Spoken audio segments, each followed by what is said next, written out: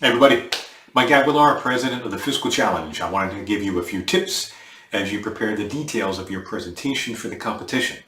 Specifically, you might come across some terms that I'd like to help you define. Cyclical and countercyclical, and then policy timing and policy uncertainty. They go by different names in the literature, but let me see if I can give you some context in our application. So over here I have a graph that shows time and gross domestic product for our competition. The debt to GDP is your target. The denominator is right here. Now this thing tends to oscillate in a cyclical fashion. That's the root of the terms that I'm talking about, the cycle. The term cyclical policy and countercyclical policy has to do with what types of actions the policymakers are taking with respect to the cycle. Let's take a point of stimulus. Increasing G, decreasing T, right? More government spending, less taxes are supposed to invigorate economic activity. Well, when do they do that in relation to the cycle?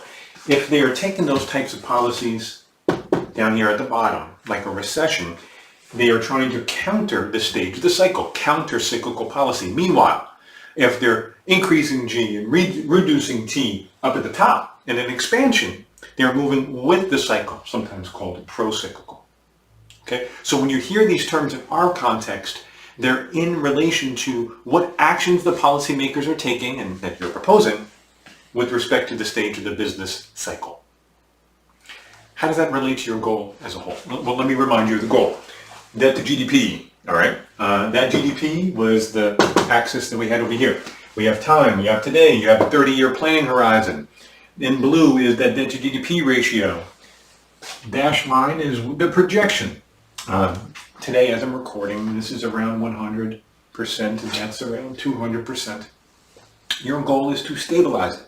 Your goal is, by the end of that 30-year period, to keep that debt to GDP ratio at its current level. That does not imply that you need to keep it at 100%, whatever is the current level, for every year along that 30-year planning horizon.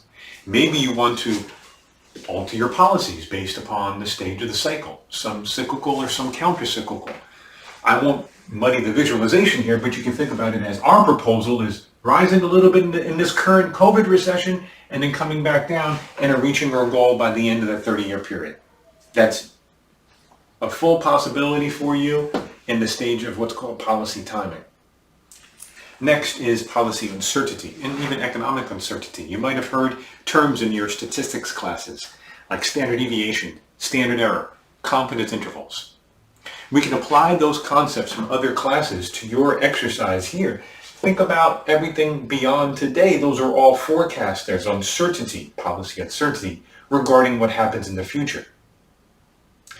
The more uncertain, the greater the confidence interval. The more uncertain, the greater the standard error of those forecasts. Apply those concepts with some type of scenario analysis. Again, I won't muddy the visual, but think about your projections being a high case, a medium case, and a low case. The wider that spread, the greater the standard error and the more uncertainty. All right, so a few key terms: cyclical, counter-cyclical, policy untiming, and policy timing, and policy uncertainty. Hope that helps. Good luck in the Fiscal Challenge.